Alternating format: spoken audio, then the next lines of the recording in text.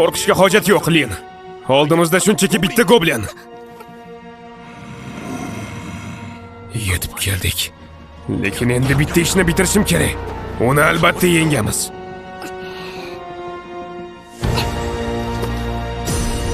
Xo'p, ustoz. O'zingni ko'rsat.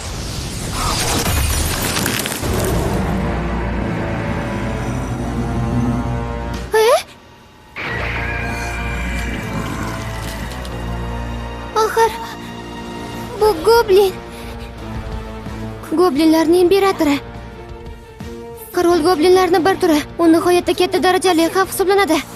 Goblinlarning imperatori sun'iy yo'l bilan odamlar tomonidan yaratiladi. Bu ilmni keltirib chiqargan. Izlanishlar allaqachon taqiqlangan. Uni ustiga bunisi o'ziga o'xshaganlar bilan oziqlanadi. Keyin esa kuchini hazm qilib yanada kuchliroq bo'ladi. Qo'rqishga hojat yo'q, Lin. Oldimizda shunchaki bitta goblin. Ishongim kelmayapti. U mag'luqni sezgani uchun shu ishga rozi bo'ldimi? Ushbu ishni bajarishga shunchalik hayajon bilan kirishganining sababi hech kim bilmagan xavfni yuzma-yuz uchirtmoqchi bo'lgan ekanda. Uni albatta yengamiz. To'g'ri.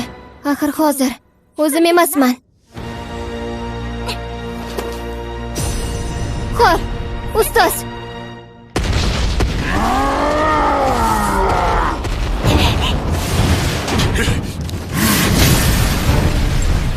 Qaytarish! Qaytarish!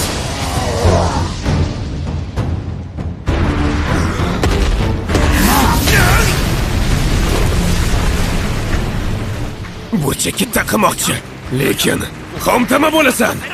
Qaytarish! Lin! Xo'p. Shamol zarbasi. Muzli bo'laklar. Tegmadi. Bunchalik tezlikligini bilmagandim.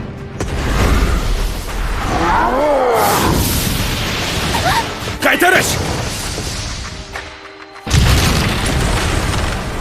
Ustoz, Tuzukmisan? qarang. Qaytarish! Qaytarish! Qaytarish! Qaytarish! Men nimadir qilishim kerak.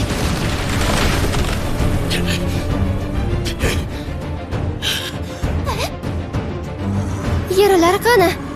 Hattoki goblinlar imperatori ham bunchalik tezsiz ololmaydi. Bu esa nima? Ustoz, ana boshidagi mana toshi. Agar uni yo'qotolsak, uni yutishimiz aniq.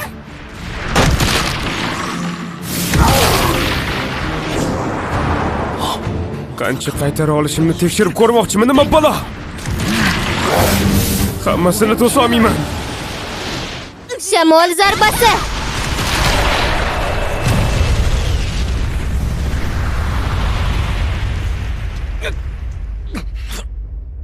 Ahvolingiz yaxshimi? Qutqarib qolding.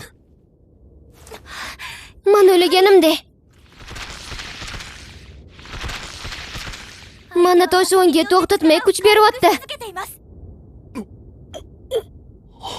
Agar shunday davom etsa, bizning kuchimiz va jodugarligimiz tugab qoladi. Agar seni qo'lingdan kelmagan bo'lsa, men umuman ayblolmayman. Lin, boyagi shamolingdan meni orqamni poyla. Qayerni poylay? Shamol zarbasi nima? Ha.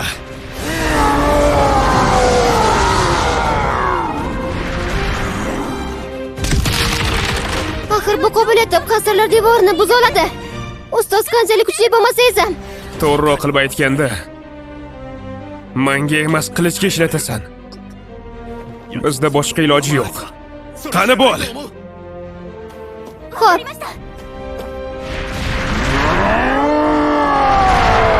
Men tayyorman. Ha. Shamol zarbasi.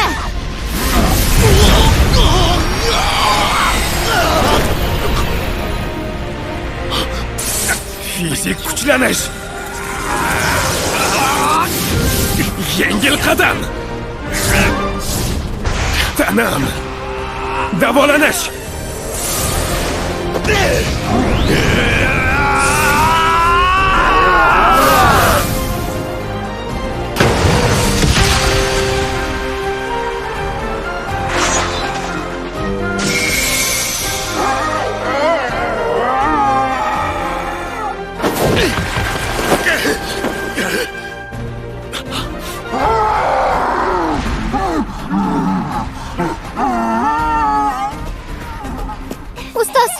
Mana toshi qani?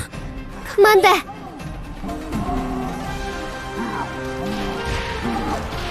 Len, o'zing tugatib qo'y. Qara lekin, toshga ehtiyot bo'l, yo'qotib qo'yma. Xo'p bo'ladi.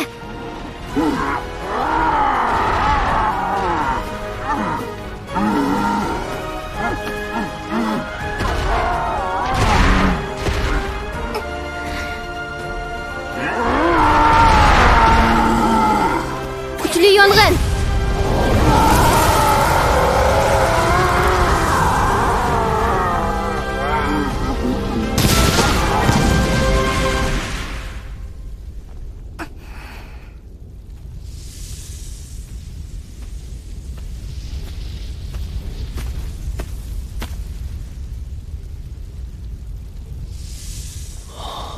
Kechirasan, goblin. Goblinlarga ov qilishdan bir pas chetlanib turaman. O'zimni ortiqcha urintirib, bunday holatga tushmasligim kerak. Keyingi topshiriqni olishdan oldin ancha mashq qilib, kuchimni oshirishim kerak.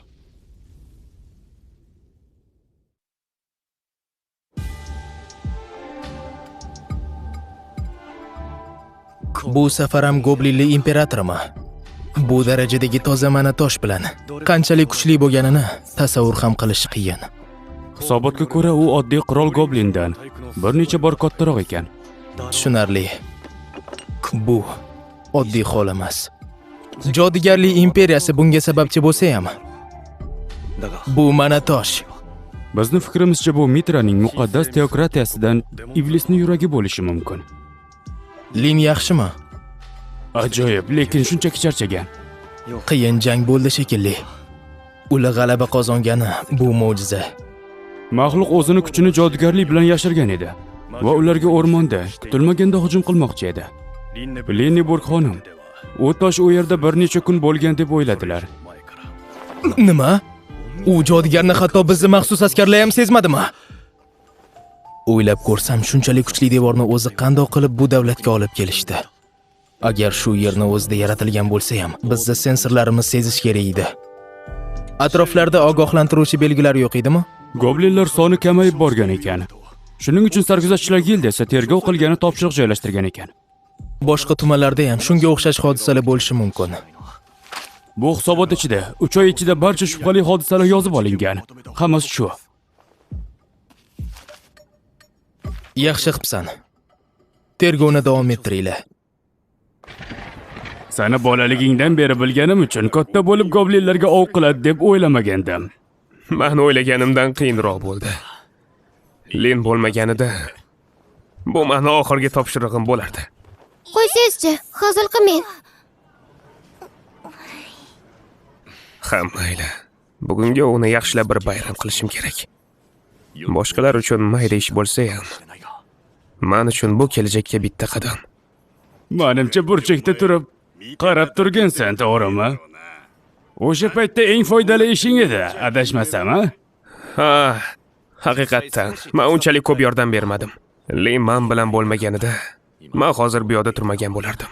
Axir men faqatgina sizga yordam qildim xolos. Hattoki goblinlar ham boshlang'ichlar uchun juda ham xavfli. Baribir endi tajribalaring ko'paydi, to'g'rimi? To'ppa to'g'ri.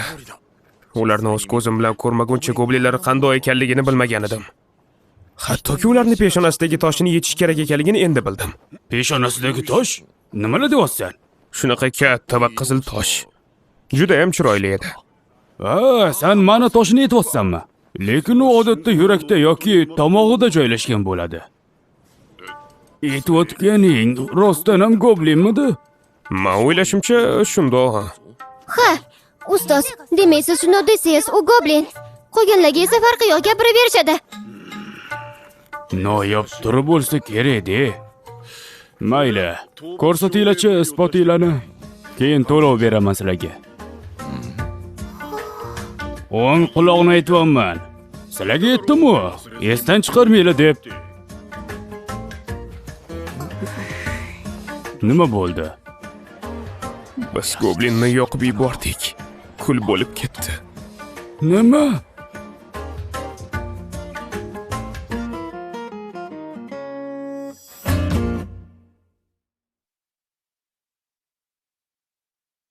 Play Market va App Store'dagi Anibla.uz ilovasi uchun o'z betiliga o'girildi.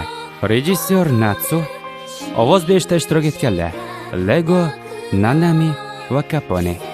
Tarjimon Shahzod. Tayming ustasi Sado.